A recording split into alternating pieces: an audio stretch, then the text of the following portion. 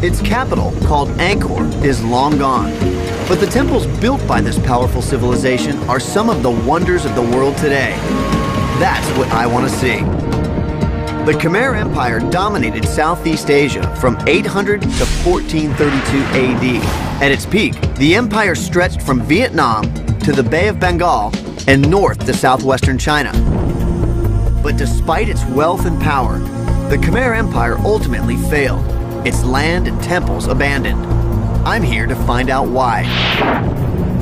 For this assignment, there's only one place to start, and I'm told only one person to start with.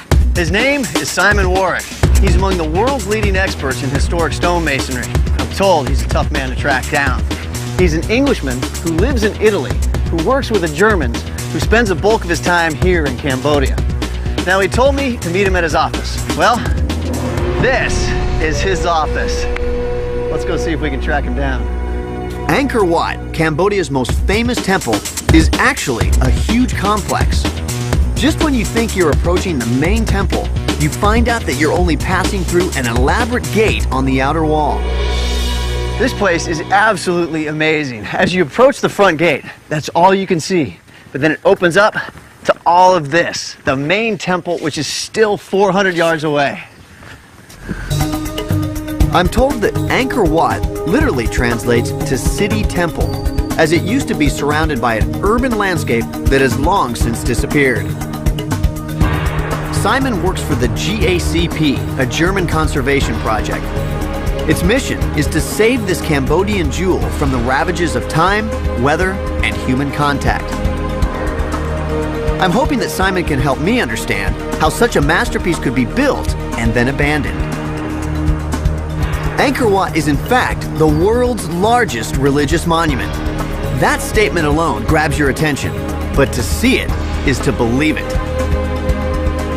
The path leading ever upwards is a demanding journey, with stairways connecting different terraces on different levels.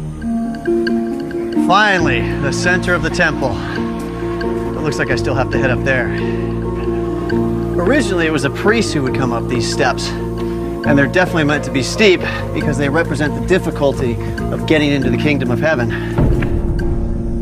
Simon! Hi. Hey, how are you? I'm all right. Come on up. It's right through there? Through the door, and I'll meet you at the bottom of the scaffolding, okay? All right. Can you imagine coming this way to work every day? Hey, Simon. Hi, great to see you. I covered some serious ground to make it up here to you. Oh, yeah, but it was worth it. Oh, I cannot believe this is your office. Angkor Wat. The greatest religious monument in the world. The magnitude of this place is truly hard to grasp. Angkor Wat tops out at 213 feet, making it as high as Notre Dame Cathedral in Paris. And it holds as much stone as the Great Pyramid of Khufu. And how long did all of this take? Well, that's what's so incredible. It only took 32 years to build. I think if we were to build something like this today, it would take us longer than 30 years. No question. If you compare that with the buildings in Europe, like cathedrals, some of which are much smaller than this, they took 300-400 years. So 10 times the length of time it took to build all of this. Right, and there's a lot more stone here. You know, Simon tells me that it took 50,000 workers to build this extraordinary temple. It's surrounded by a 4-mile moat and crowned by 5 huge towers. But size doesn't begin to measure the real power of Angkor Wat. Well, I've been coming here now since 1994, which is a long time. And you know, every time I come in, I see something new, something different. It's so varied, so complicated, so... Virtually every surface in this temple is covered with exquisite carvings. Surprisingly, these stories come from a faith that originated in India, far across the sea. Incredibly sophisticated, this carving. And they're telling stories from Hindu mythology up here. But how does the Hindu faith arrive in Southeast Asia? Because we're 2,000 miles away from India. Well, religion... It turns out, the answer lies in the monsoon winds that carried seafaring Indian traders to the Mekong Delta. Marooned for months before they could ride the monsoons home again, they traveled upriver, passing their religion, art, and architecture onto the local people. The religious community were trying to communicate with people who couldn't read. So they put these images and the stories on the wall so that the people could understand it. What are some of the stories that are being told? Well, this is very interesting. This is an image that you'll find on religious buildings around the world. It's the Last Judgment. Now, I noticed that some of these guys have their faces carved out or destroyed. This figure's particularly unpopular. He's the administrator who actually gives out the sentence. So he's the sort of prison guard who says, you're going to hell. It's not looking too pleasant down there. It's hell. There's 32 different types of hell as well. So is that a superstitious thing over the years that people have come in and destroyed the faces of the demons? That's the local people just saying, bad, bad, I don't like him, bad, bad. Simon tells me that these bas-relief carvings go on for more than half a mile. They're the longest continuous sculptures in the world. It's an awesome sight, but one that may not last. Starts and stops raining at a moment's notice around here, huh? Simon takes me on a precarious path to his current work site to show me the ongoing struggle to keep this civilization from disappearing again. So I just want to show you here, this is what happens if we get here too late. It's gone. Yeah, and when it's gone, all you've got is a rock. Here, we've lost the surface, we've just got geology. Here, we've got history. The carvings... The ravages of time have weakened these carvings. They're now separating from the foundation. How do you keep this from happening when it exists in an environment where it rains like this all the time? Actually, it rains some of the time, and the other time it's really, really hot and dry. So really the key word here is research. You've got to understand exactly why things are happening, and only then can you understand how to treat them properly. But when you have the biggest religious monument in the entire world, is your work ever going to be done? No chance. So what we've got to do is train the guys here to do it by themselves. I mean, this is their heritage. Their ancestors built it. They should be doing it.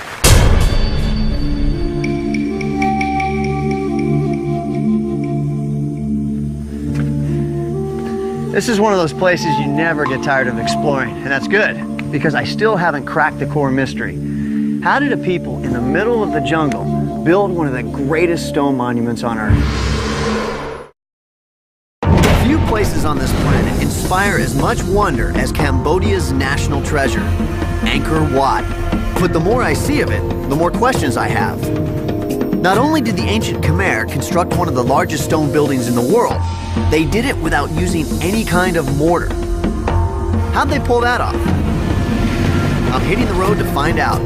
Just 20 miles northeast of Angkor Wat, I come to a place so important to the Khmer, they revered it as sacred. The majority of the Angkorian temples were built using a local sandstone, and huge blocks like this are all that remain of an old quarry that lies here at the foot of the Kulen Mountains. The sacred stone from the Kulen Mountains was used not only for the massive temple at Angkor Wat, but for literally hundreds of other Khmer temples across northern Cambodia. Imagine the manpower needed to cut blocks from these cliffs, drag them into place, and then build the astonishing temples we see today. How did they do it? It's essentially the same question that has puzzled Egyptologists for centuries. But in the case of the Khmer, we may have found a key that unlocks an important piece of this mystery. Angkor Archaeological Park includes about 70 ruins in an area that's roughly 80 square miles. Simon Warwick tells me that in one of these temples, there's an obscure but significant carving. Okay, this is the place that gives us a clue as to how the temple was built. Now you see these guys up here? Yeah. They've got a horizontal beam with a lever hanging off it and then a block. And these guys are pushing the block backwards and forwards, rubbing it on the one below. It's fascinating that there's a clue right here. Would it be possible to build something similar to this to try out the method? Why not? Let's have a go. To test out how the Khmer made their stones fit together so perfectly, we're going to try and build a machine similar to the one we saw on the temple wall. Hey, Simon. Everything just as ordered. Everything. We're working from a sketch based on the bas-relief we saw earlier. Got all the beams. Our laboratory is a local masonry workshop where modern artisans make recreations of the temple carvings. The Cambodians who work here have never done anything like this, but they're curious and willing to help. It's basically a cross beam with a lever. That's right. This will hopefully allow us to lift more weight a lot more easily. Well, what it'll do is it'll take the weight off the top block so that it's easier to move it backwards and forwards. Okay. We get right to the business of building the supports for the crossbeam. But the 95-degree tropical heat makes everything a challenge. What's he say? He said, pouring a bit slow, do you need some help? How do you say foreigner a bit hot? Barang kedau na. Yeah. I'll go and Allow the master.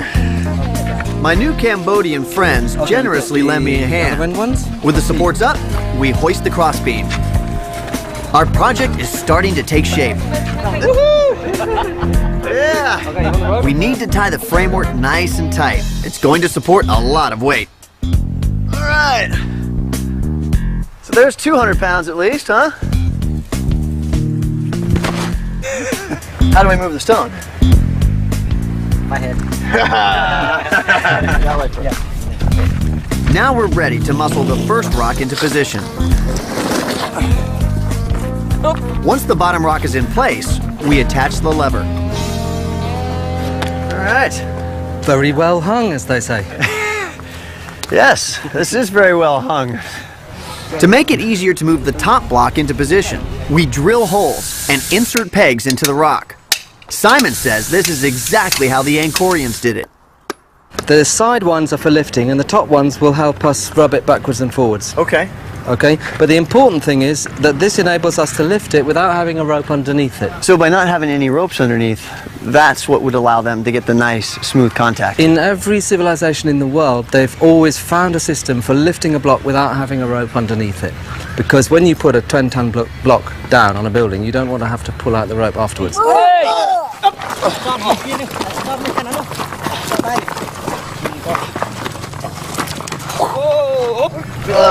That's it. Woo! We just lifted 400 pounds. The big moment has come. We had a plan, we executed it, and it looks just like the diagram. Ready, guys? Up. Now let's see if it works. This feels really uneven. It doesn't, it's banging the corners. Simon's idea was to use a straight back and forth grinding motion to smooth the rocks. That doesn't work so well. So Shatri, the shop owner, suggests a new way to go. Now I'm definitely feeling more rubbing It's this feeling way. more like it's grinding. Yeah, that feels more like it. It feels much more even and smooth.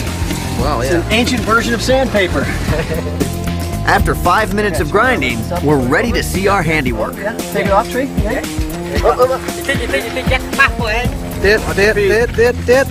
Down. Okay. We got a sandy mess there. What do you think's underneath? I think it's smooth. You do? Yeah, this feels nice and smooth right here. Only 2 million more to go and we could have our own temple. You really have to admire ingenuity like that and appreciate just how hard they had to work.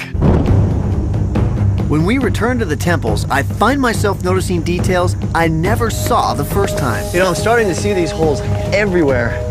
And now I realize just how important they were to put this whole place together. Yeah, I mean, that's what's great about this. As you look around, you see more and more and more. So much to see. Simon takes me to see the two most exquisite carvings at Angkor Wat. After our successful experiment, he says I can now appreciate why the Angkorians labored so hard to fit their blocks perfectly. Well, this place wasn't so much planned, carved, and assembled the way places are in Europe. This was planned, assembled, and then carved afterwards. So essentially, we're walking inside of one giant sculpture. Right, now have a look at this. This will give you an idea of what I'm talking about. Ah, this is beautiful. This, for me, is one of the most perfect pieces of carving in the temple. It's absolutely beautiful. And you can actually see the fine seams where they've assembled it right here. These are the joints. You see, she's not made of one single block. She's made of 4 different blocks. How difficult is it to carve multiple blocks stacked on top of each other? If these were just stacked together with a mortar joint, the way we do in Europe, you wouldn't be able to carve over it because it would snap. The fact that they've made a perfect razor contact joint means that these 2 blocks act like one single block. And the pressure between these 2 blocks means that you can run your chisel over and you don't snap off the edge. And I imagine you probably only get one shot because it's already built. I can't imagine how scary it must have been to carve this. If you snap off that nose while you're carving, where do you go from there? And you probably got one less stone carver, because I reckon the king would.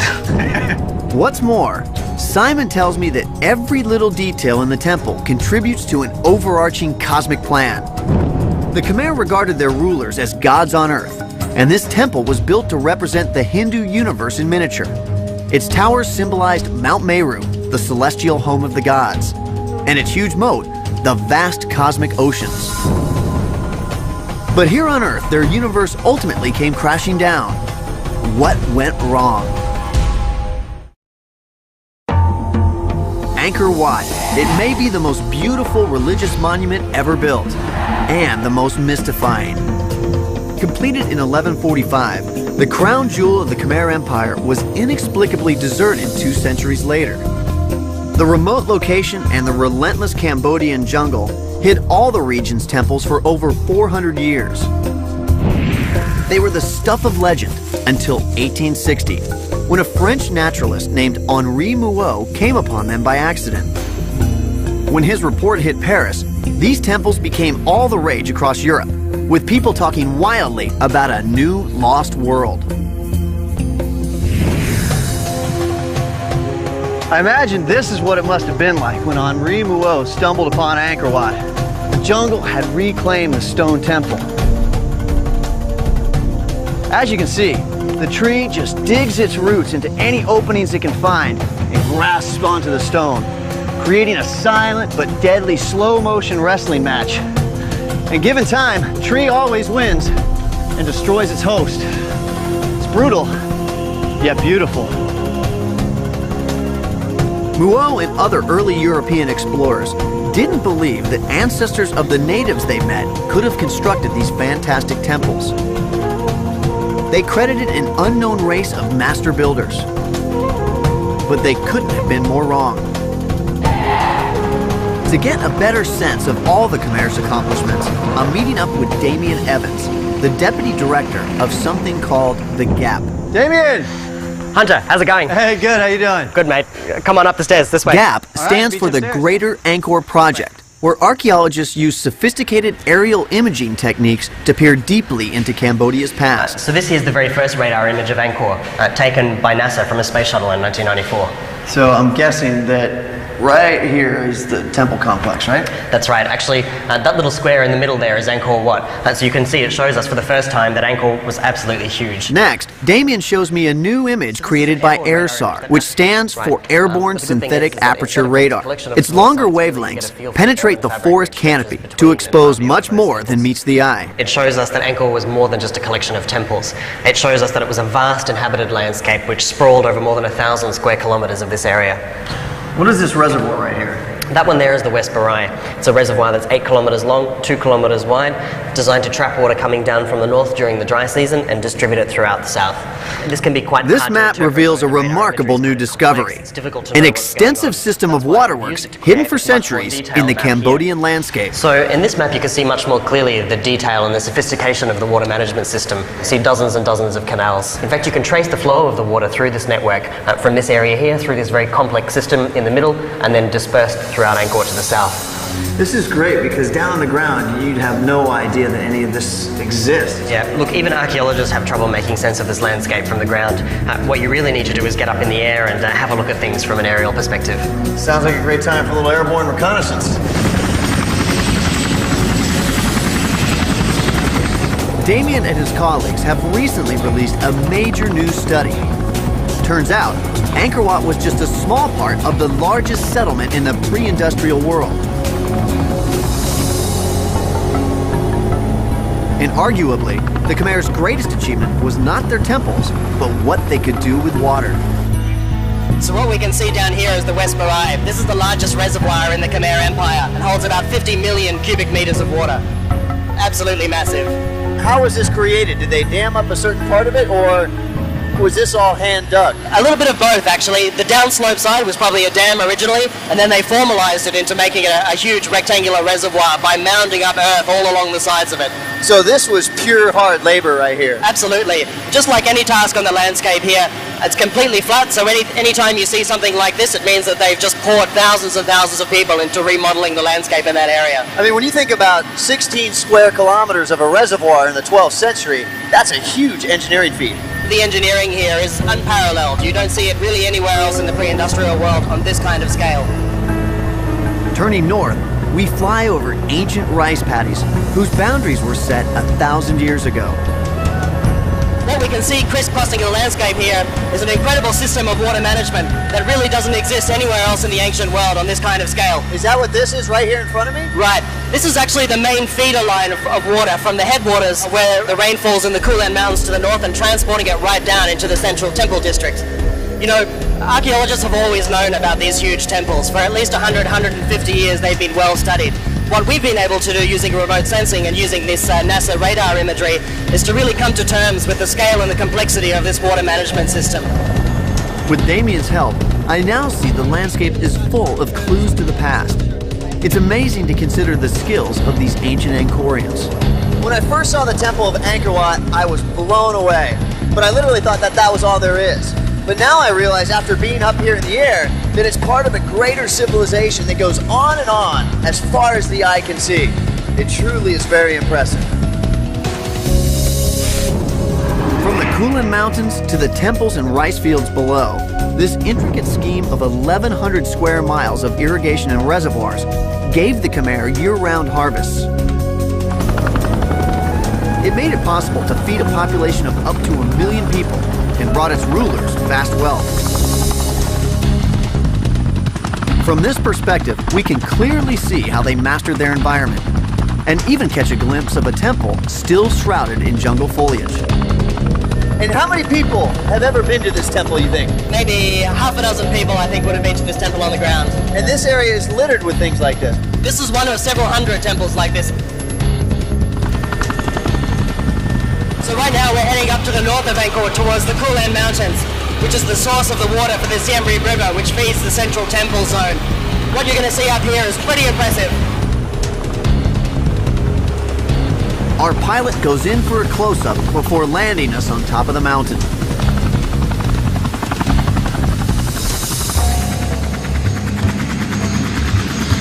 They're still actively clearing mines in these areas? Yeah, they are. It's very heavily mined in this area here. Well, follow you then. Due to its strategic location, this area is riddled with landmines. Cambodia is still emerging from a nightmare, 30 years of war, including the genocidal reign of the Khmer Rouge in the 1970s. But a fragile peace is now renewing the hope of the people here and allowing them to once again enjoy their birthright. Damien takes me to a sacred part of the river. Wow, look at this. Looks like they've actually carved out the stone of the riverbed here. That's right, yeah. In fact, all of this area here is carved out underneath the water. What are these symbols? Well, the central object there is called a lingam. It's a phallic symbol, a symbol of male fertile power. The enclosure around that is called a yoni, which is a representation of female fertile power. Is this meant to give some sort of symbolic power to the water here? That's right. As the water flows over the top, it's imbued with this kind of ritual fertility. Then it flows down from the Kulan out into the rice fields at Angkor down below and sort of delivers that fertile power to the rice fields. Damien tells me that these symbols would have been carved during the dry season, when the riverbed is exposed. There are hundreds of these carvings engraved here. So, in a sense, they're blessing the source of the water that feeds their empire. That's exactly right. If I were to climb in and touch the stone or drink from the water, would that give me strength and fertility? Look, I don't know about that, but I'm pretty sure it would make you very sick, so you'd need all the help that you could get, I reckon. Now that I understand the spiritual importance of the water here, I want to get another look at that spectacular waterfall. These are just the smaller ones up here. It goes down, and like the bigger ones are down there. These are the headwaters of the Siem Reap River. It's called the Ganges of Cambodia, and now I know why. Like the holy river in India, people come here to be renewed in both body and soul. It's not hard to believe it's a little bit of heaven.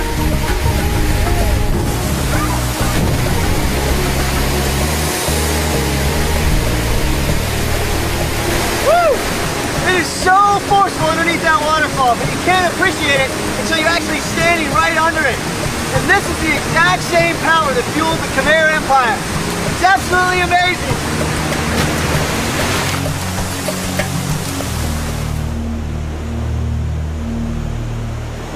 Damien and I leave the mountain as we arrive by helicopter. Driving back into town, he explains how water and rice were the keys to the Khmer success. Would they have used the canals for agriculture? Traditionally, people have denied that that's the case, but increasingly what our mapping work and what our excavations are showing is that these canals were very tightly integrated into the rice agriculture system here at Angkor. Well, you would have needed a big army to build an empire that was that huge, and rice would be a cheap way to feed them. That's absolutely right. You know, if you manage water very effectively, you can also create huge surpluses and convert that directly into empire building. For centuries, the Khmer managed their water effectively, allowing them to feed their vast population and consolidate their power. They built a strong and wealthy empire, but their bas-reliefs reveal another clue to their success. It's Cambodia's secret weapon, the lost and lethal martial art, Bokator. That works! I've come to northwest Cambodia in an attempt to solve one of the world's great riddles. How could a civilization that built this virtually disappear overnight? Their masterpiece lost to the jungle for over 400 years. Angkor Wat's rediscovery in the 19th century gave evidence once again that history is usually defined by those with the power. The ancient Khmer inscriptions found on many of these temples proclaim the greatness of the kings who built them, but they tell us very little about the daily lives of the Khmer people. But it was, after all, the ancient Khmer people who built the rice fields, canals, reservoirs, and temples that distinguish this civilization. And it's their features that are reflected in the faces of Cambodians today. To learn more about the Khmer, past and present, I've come to the old market in downtown Siem Reap. We have the fish, vegetables, and meat, all different kinds of fruit. Kin Po Tai is a cultural expert who grew up in this town. These are on the bas-relief of the temple. So this one is right here? Yeah, it's been preserved for 1,000 years. It's simple. It's just salted and dry out in the sun. Tai tells me that many things we see around us have changed surprisingly little in the last millennium. And the proof is carved in stone just a few miles down the road. So this is the second largest temple in Angkor after the Angkor Wat, and it's the Bayon. It's one of the most famous temples as well in Angkor. Tai tells me that the Bayon is actually a Buddhist shrine. It was built in the 12th century by a Khmer king who converted to this new faith when it swept through Southeast Asia. The Bayon is famous for the more than 200 giant faces atop its 54 stone towers, and for its unique wall carvings. These look a lot different than the ones over at Angkor Wat. Yes, because here's more about the everyday life of the people and the histories of war and way of life. It's like a window to its past. What do some of these things show us here? All here you see the market. This is a lady selling fish. So we were at the old market today, but this is the really old market. That's correct. This is the old market. Is this some sort of gambling scene right here? Yes, it is cockfighting between the Chinese or the Khmer here. So it's Khmer versus Chinese cockfight, and everyone's placing their bets. That's correct. My money's on the Khmer. And the Khmer. These stunning reliefs immortalize a civilization. The lady's giving birth here. From the wild boar fights to the construction of their temples. With the thousands of relief we have here at the Bayon, it seems like we have a very good idea of what life was like back in the 12th century. But are there any written accounts from outside the Khmer Empire that would corroborate all of this? Yes, there was only one written account, but not by the Khmer peoples who live here. It was written by Cho Takwan, a great diplomat who arrived here in 1296, 1297, and he spent years living in the city here. So he experienced life here and wrote about it, and it matches what we see on the walls. That's correct. Cho Tao Kwan's journal of Khmer life at the end of the 13th century has been invaluable to historians. But many suspect that he was more than a diplomat, that he was in fact a spy. As an agent of his own powerful empire, Zhou casts a wary eye on his host's military capabilities, for good reason. Temple carvings at the Bayon clearly show that the Khmer were a ferociously warlike people. And now, with the help of animators at Monash University in Australia, we have the first historically based 3D simulation of the Khmer in combat. Here against their arch-enemies, the Cham, who came out of what is now Vietnam. Behind every great empire is a great army. But this scene indicates that their success may have had less to do with superior tactics and weaponry than it did with the ferocity with which they fought. A Khmer character trait still very much on display.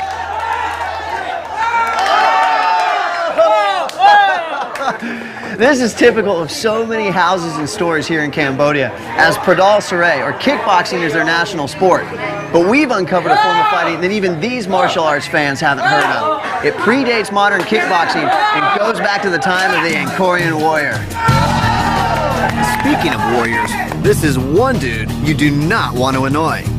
Adventure journalist Antonio Graceffo has literally fought his way around the world, but he came here to Cambodia to seek out the original martial art of Southeast Asia, the lost discipline of Bokator.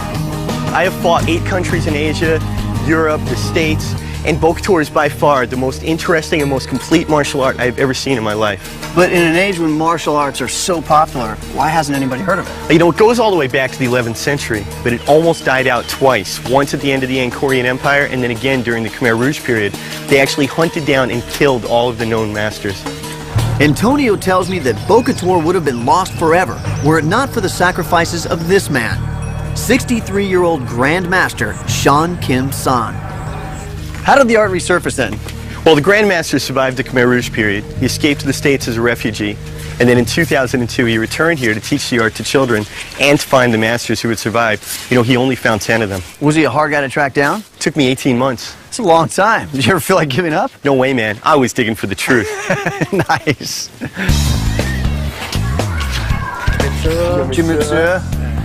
Why is Bokator the best martial art? Bokator ដូចជាវាយតែយើងវាយចុះពឹមពឹមចាប់លើកឡើងមកពឹមយកទាញមកកាត់ក I'm a believer, but what does that mean? He said our Khmer Bokator is the best because we got so many techniques. We can use our elbows, we can use our fists, we can kick, we can knee, he can twist, he can bend, and he can kill. The Grand Master brought up 10 of his top students from Phnom Penh to our meeting place, a Buddhist monastery near Siem Reap.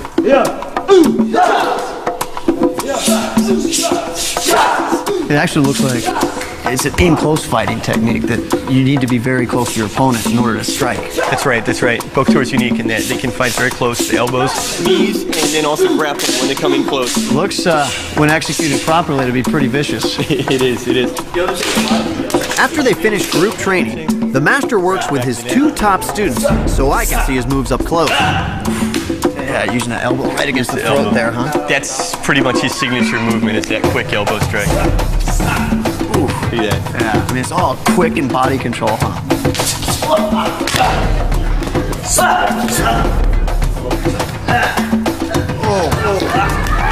Oh, did he just rip his trachea Ripped out? out his trachea. Simple head twist. I could feel that one from here. Oh, just spinning that head around. That's the Linda Blair. The exorcist move, huh? Can't do this at home. Yeah. យើងសូមលោកចេញមើលបាទ He said he wants to show you the Khmer short stick fighting.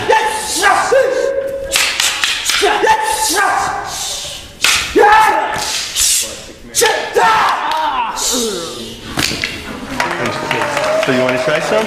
Yeah, let's walk before we run. We'll put the sticks on hold and let's start with some elbow moves. Maybe we'll start by crawling. Okay. Take it easy on me. Oh, I'll take it easy. I like you. Here comes the black belt. Okay, punch. Okay, so I can block here. Okay. And I can come in with my elbow here. Okay. Oh, yeah. And I would let go. You would let go. They come down and... As you observed before, there's a lot of techniques we're going to control. Yeah. I'm going to bring them into a knee or into an elbow or whatever. Because when you do that, I mean, just the way The weight, you, yeah. the way you have control. I mean, there's not much I can do to fight it. And it's painful. If I were to come in here like this and try and grab you that way, how would you defend against What would it? I do? Yeah, I'd probably headbutt you. Oh, there you go. So a lot of this is predicated on your attacker coming in and kind of throwing blows. But That's right. what if I were to kind of just be charging at you like a bull? It'd be like fighting my sister. Oh, really? Okay, so. I hope you like your sister. In their demonstration of Bokator, these modern-day Khmer warriors give me plenty of evidence why their ancestors were so successful in building and defending their empire. But even these skills didn't save them from their fate. Despite all their power, wealth, and knowledge, the Khmer Empire ultimately failed. The city and its temples were abandoned, and the jungle swallowed all that was left. But what were the forces that led to the downfall of the Angkorians? And is it a cautionary tale for us? In my quest to understand the legendary Khmer Empire, I've plumbed the mysteries of her overgrown temples and deciphered how they were constructed by building a stone grinding machine based on a long, unnoticed clue. From the air, I cracked the watery matrix that was their secret to extraordinary wealth, and I experienced firsthand the power of both her sacred river and her lost martial art. The Khmer created a dazzling kingdom that dominated Southeast Asia. And yet, in the 15th century, their civilization collapsed. Their city and temples were abandoned to the grip of the jungle. Like in any great murder mystery, the list of suspects here is long. By the 1400s, it includes marauding invaders, a rebellious and disgruntled labor force, shifting state religion based on which king was in power, and internal struggles between the king and powerful Khmer families. To find out the #1 reason why the Khmer Empire met its end, I've arranged to meet up again with Damien Evans, the Deputy Director of the Greater Angkor Project. All right, so I have a few questions for you. Sure, fire away. Well, I'm completely impressed with how sophisticated the Khmer Empire was. But what happened? How did they disappear? Well, the thing that you have to remember is that in the collapse of civilizations, there's rarely just one factor that you can point the finger at. Usually there's a range of different things going on. In the case of Angkor, what our work is showing is that the water management system was a critical factor in the decline. Really? So the same thing that made them so great also led to their demise? That's right.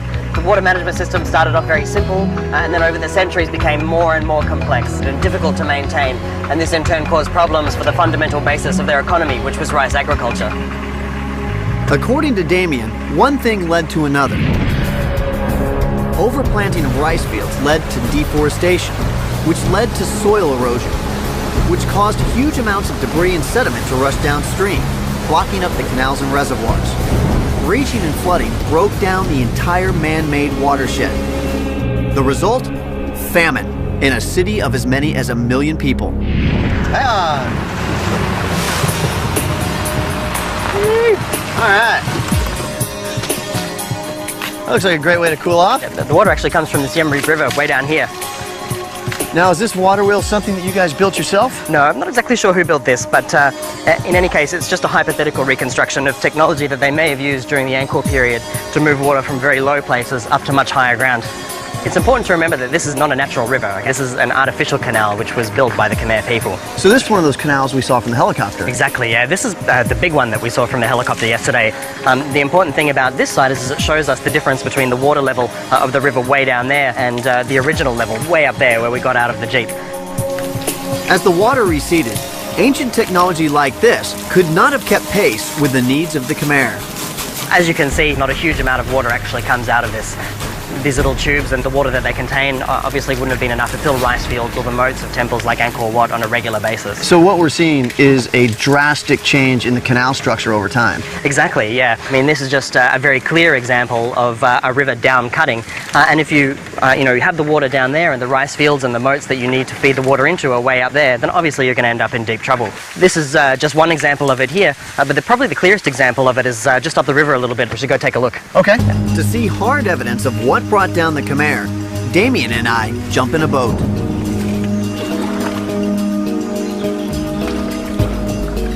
It's amazing to think that all of these canals are man-made.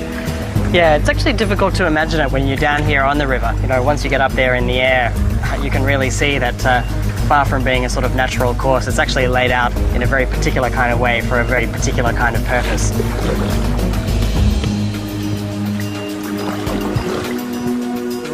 Damien points out that this hill represents the difference between what the water level of the river once was and what it is today. So what do we have here? Believe it or not, this is actually a bridge. These are its arches right here.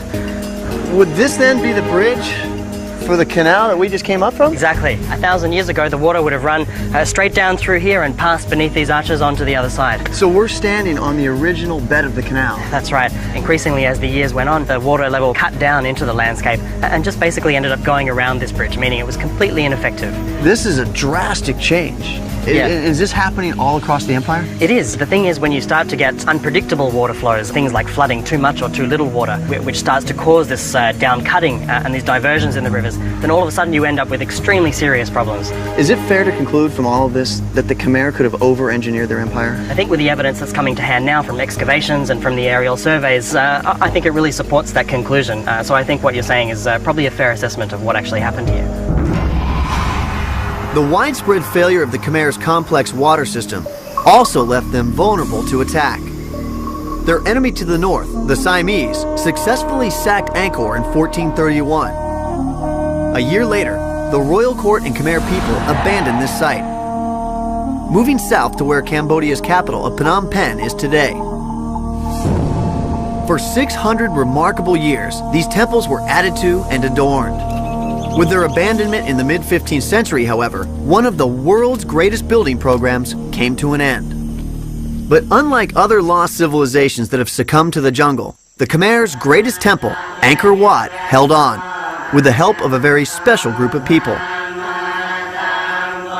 The truth is, this place was never fully abandoned. After Buddhism was adopted as a state religion, this site became a place of pilgrimage. Even after the last Khmer king left, the monks stayed and arduously worked to keep the forest from swallowing this great temple. And it's through their 4 centuries of effort that Angkor Wat is still here today. For many, Angkor Wat evokes a romantic tale of a 19th century explorer stumbling upon a lost civilization. But I came here to plumb the deeper mystery, to finally understand the real story behind the rise and fall of an amazing empire.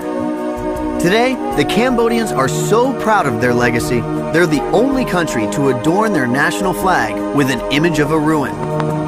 Angkor Wat, the ultimate symbol of majesty and mystery.